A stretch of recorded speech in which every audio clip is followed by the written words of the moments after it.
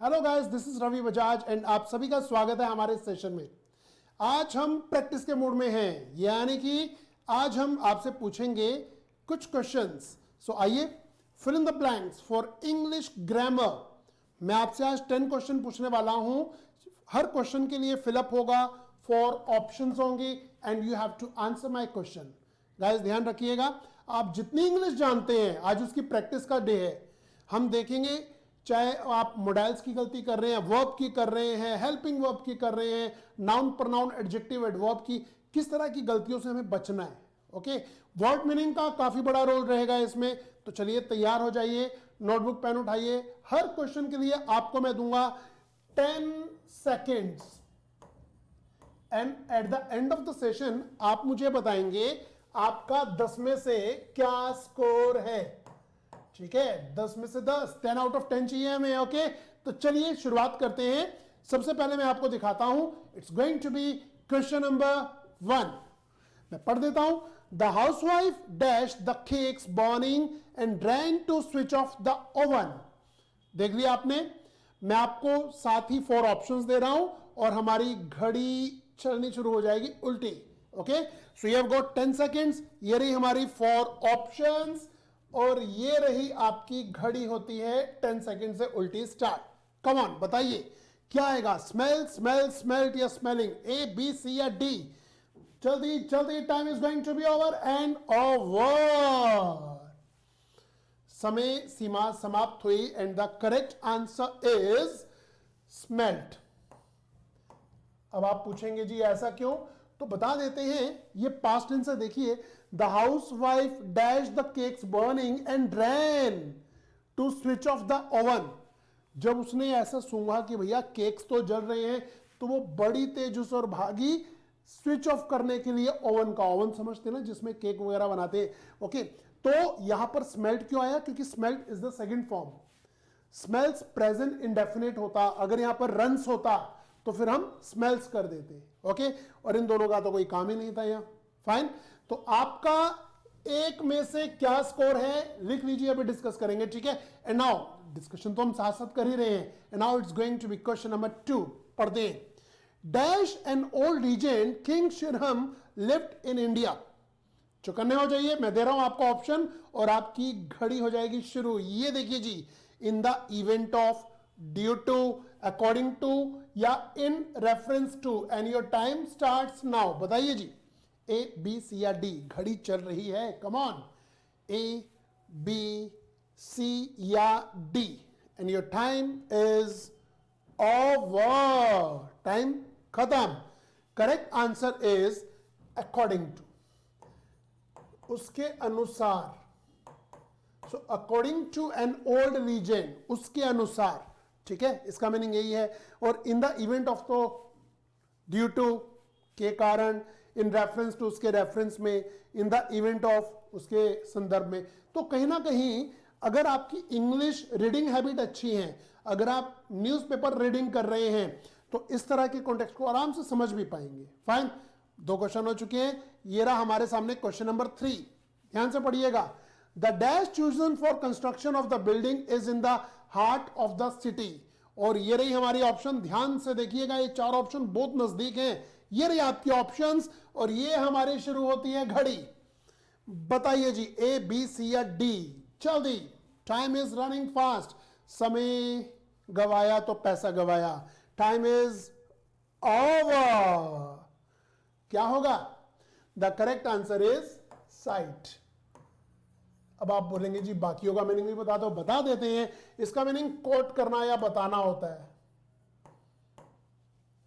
Slide तो होता है थोड़ा सा, साइट दृश्य होता है, सीन या व्यू होता है, और साइट होता है प्लेस। कहते हैं ना, इंजीनियर साहब कहाँ हैं? इंजीनियर साहब तो साइट पे गए हैं। कौन सी साइट पे? जहां पर इमारत बन रही है। तो the site chosen for construction, जो जगह, जो प्लेस चूज किया गया था कंस्ट्रक्शन के लिए of the building, is in the heart of the city. वो सिटी के बीचों बीच है। हार्ट ऑफ द सिटी का मीनिंग होता है उसके बीचों बीच है।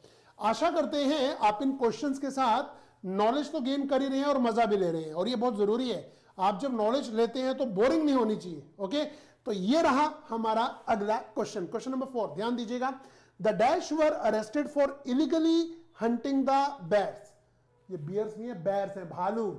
भालू की शिकार के लिए अरेस्ट किया गया। किसे किया गया? ये रही आपकी 4 ऑप्शंस। और हमारा समय शुरू होता है अब। Come on, come on, yes. Poachers, rangers, soldiers, villagers, किसे गिरफ्तार किया गया? यानी कि हंटिंग कौन करता है, ये क्वेश्चन है। Your time is over and the correct answer is poachers, जो शिकार करते हैं। पोचर का मीनिंग इलीगली जो शिकार करते हैं या फिर कोई चीज स्टील करते हैं, चुराते हैं, उसे कहते हैं। और रेंजर्स, आपको पता है, रेंजर, सोल्जर, विलेजर्स, इन्हें नहीं गिरफ्तार किया गया। सेंटेंस की सेंस कह रही है कि hunting the, illegally hunting the bears. Fine. 4 नंबर क्वेश्चन ओवर हो चुका है। डरिए मत, घबराइए मत। अगर आज आपसे कोई गलती हो भी रही है तो वो फायदे के लिए, मतलब उससे भी हमें सीखना है कि ये गलती एटलीस्ट हम इस जन्म में दोबारा ना करें। And now it's going to be question number 5. If you had followed the rules, you dash disqualified. ये रही हमारी 4 ऑप्शन और ये रही आपकी घड़ी स्टार्ट होती है 10 से उल्टी गिनती। 10 सेकेंड्स है, ABCD क्या होगा? Come on, come on, come on. 4 second, 3, yes, पता चल गया। Over, your time is over, guys. And the correct answer is head का कॉम्बिनेशन है। हेड के बाद जब थर्ड फॉर्म आती है इफ वाले पार्ट में, ये कंडीशनल सेंटेंसेस हैं। कंडीशनल्स आपने हमारी क्लास में जरूर किए होंगे। तो इसके साथ would have, would not have का कॉम्बिनेशन होता है। So D is the right option. Had and would have combination होता है। ओके, और दोनों की बात थर्ड फॉर्म आती है। यहां फॉलोड आई और यहां been. Been is the third form of be. Be was been होता है। ठीक है, तो आपका स्कोर 5 में से क्या हो गया, लिखते रहिए। At the end of the session आप मुझे बताएंगे आपका स्कोर क्या है। फाइन। और अगर आपको किसी रूल में, किसी क्वेश्चन में दिक्कत आ रही है तो कमेंट करके हमसे पूछ भी सकते हैं। फिलहाल हमारी ग्रामर की क्लासेस भी चल रही हैं, हमारी वोकैब की क्लासेस भी चल रही हैं, कम्युनिकेशन स्किल्स की भी क्लासेस चल रही हैं। अगर आपको डाउनलोड करना है तो ये देखिए स्क्रोलिंग में नीचे चलता हुआ आ रहा है क्या, हमारा कॉन्टैक्ट नंबर है, आप यहाँ कॉन्टैक्ट कर सकते हैं ज्यादा जानकारी के लिए। हमारी ऐप का नाम है एनी टाइम लर्निंग ऐप। ये रहा question number 6। The company let me dash time of work. और ये रही हमारी 4 ऑप्शन। बहुत इजी है बट बताना आपको है। और ये समय शुरू होता है अब। कम ऑन, टिंग डिंग डिडिंग, come on, come on guys, come on. ये समय चल रहा है, बताइए बताइए क्या होगा। टेक, टेकिंग, टुक या to take. And the correct answer is take. क्यों भाई? भाई बड़ा सिंपल है, बचपन से आप बोलते आ रहे हो लेट मी गो, यानी कि लेट के बाद फर्स्ट फॉर्म आती है और टू नहीं आता। लेट मी टू गो नहीं कहते, लेट मी गो कहते हैं। जीरंड और सेकंड फॉर्म तो आ ही नहीं सकती। तो just because of late, late के बाद फर्स्ट फॉर्म, ये है जी इसका आंसर। आशा करते हैं इजी है, समझ आ रहा होगा आपको। And it's going to be question number 7। मजेदार। Dash the rainforest is very important if we do not want the flora and fauna found there to become extinct. अगर हम नहीं चाहते कि हमारे देश के जो जंगल जीव ये सब एक्सटिंक्ट हो जाएं, खत्म हो जाएं, तो dash the rainforest is very important. Rainforest को डैश करना बड़ा इंपॉर्टेंट है। क्या करना, खुद दिमाग लगाइए। If you don't want the flora and fauna found there to become extinct. Fine. और ये रही हमारी ऑप्शंस ABCD आपके सामने। और ये समय शुरू होता है अब। कम ऑन, पता लगाइए गाइस, पता लगाइए A, B, C या D। Reserving, preserving, destroying, maintaining. Time is over, time is over. The correct answer बता पाएंगे? देखिए, जो हमारे फॉरेस्ट होते हैं हमें उन्हें क्या करना है, प्रिजर्व करना है। रिजर्व तो अलग से रखना होता है खास काम के लिए। डिस्ट्रॉय तो खत्म ही कर देना होता है, तो हो ही नहीं सकता। मेंटेन होता है जी, उसमें प्रॉपरली मेंटेन करके रखना। फाइन। बट यहां पर प्रिजर्वेशन सुना होगा आपने, प्रिजर्व करना चीजों को। फाइन। फ्रूट को प्रिजर्व करना होता है तो मसाला लगा देते हैं, ऐसा होता है ना, मुरब्बा बना देते हैं उसका। तो ये वही वर्ड है, preserving is the right option. Fine. 7 questions are over. ये रहा अगला क्वेश्चन। The union budget, बहुत मजेदार है। The union budget is likely to be presented on Feb 26, 2 days ahead of the dash date. ये रही, ध्यान से पढ़ लीजिए, ध्यान से पढ़ लीजिए। जो यूनियन बजट है उसकी आशा की जा रही है कि हो सकता है 26 को 2 days ahead of the dash date। कैसी डेट? ये रही आपकी 4 ऑप्शंस, क्रिटिकल, सुटेबल, कन्वेंशनल या कन्वीनियंट। और यहां आपकी घड़ी थोड़ी सी लेट शुरू कर रहा हूं मैं, क्योंकि आप एक बार फिर पढ़ लें। ये टाइम स्टार्ट्स नाउ। जिन बच्चों की रीडिंग हैबिट अच्छी है वो अब तक आंसर सोच चुके होंगे। Come on, come on, yes. And a time is over. The correct answer is conventional. It's be for Bombay. Conventional होता है परंपरागत, यानी कि हर तारीख को, हर महीने, हर साल के फैब के महीने में इस डेट को, परंपरागत जो एक डेट फिक्स है, उसी दिन हमारा यूनियन बजट प्रेजेंट किया जाता है। बट इस बार कह रहा है 2 days ahead of the dash date. वो जो परंपरागत डेट है।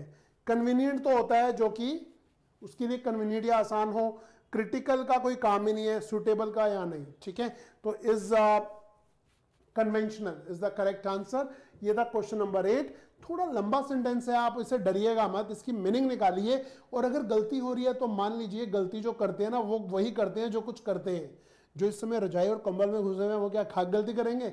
आप लोग मेहनती हैं, मेहनत कर रहे हैं, गलती होने दीजिए। गलती से डरना नहीं है, सीखना है। ये रहा क्वेश्चन नंबर 9।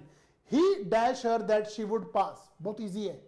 और ये रही, देख लीजिए, ये रही हमारी 4 ऑप्शंस। और ये समय शुरू होता है अब। कम ऑन, कम ऑन, बहुत इजी है। ही dash her that she would पास। क्या किया उसने? क्या किया? Insured, assured, assumed, assured. Time is over. The correct answer is assured. Assurance देना होता है ना, विश्वास दिलाना, इज करेक्ट। ये तो इंश्योरेंस वाला है, ये गलत है।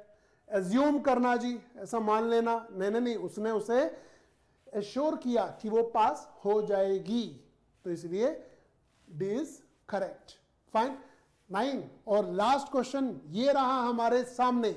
Your father dash worry I am a very careful driver.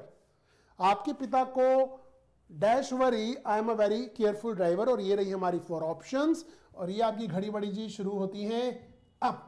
Come on, पता लगाइए। 10 सेकेंड्स आपके पास। लास्ट क्वेश्चन, एवरेज बनाएगा ये क्वेश्चन आपके लिए। कम on, come on, time is over. And the correct answer is need not.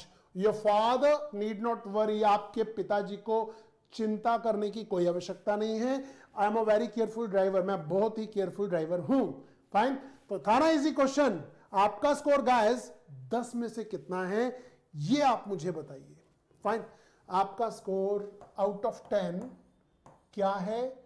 मेरा तो आ गया 10 आउट ऑफ 10। कमेंट करके बताइए। और इनमें से जो जो चीजें आपने सीखी, चाहे आपने सीखा कि हेड के साथ वुड हैव आता है, या फिर कहां पर किस वर्ड का क्या मीनिंग है, पोचर का क्या मीनिंग है, ये सब आपने सीखा। इसके प्रॉपर नोट्स बनाइए, बहुत फायदा रहेगा। और इसी तरह के सेशंस हमारे सैटरडेज और संडेज में होते रहेंगे। ठीक है जी। तो अब हम मिलते हैं अगले सेशन में कुछ और नए टॉपिक के साथ। हमारी वोकेबलरी और ग्रामर के सेशंस तो चल ही रहे हैं। एनी टाइम लर्निंग ऐप पर हमारा कोर्स भी है ग्रामर का और वोकेबलरी का, आप उसे देख सकते हैं। और देखिए मत कर डालिए, क्योंकि ये रामबाण कोर्स है आपके लिए। पूरी उम्र आपका साथ देंगे, आपकी हेल्प करेंगे। तो अब हम मिलेंगे अगले सेशन में कुछ और नए वर्ड्स और नए टॉपिक के साथ। Till then, goodbye, take care.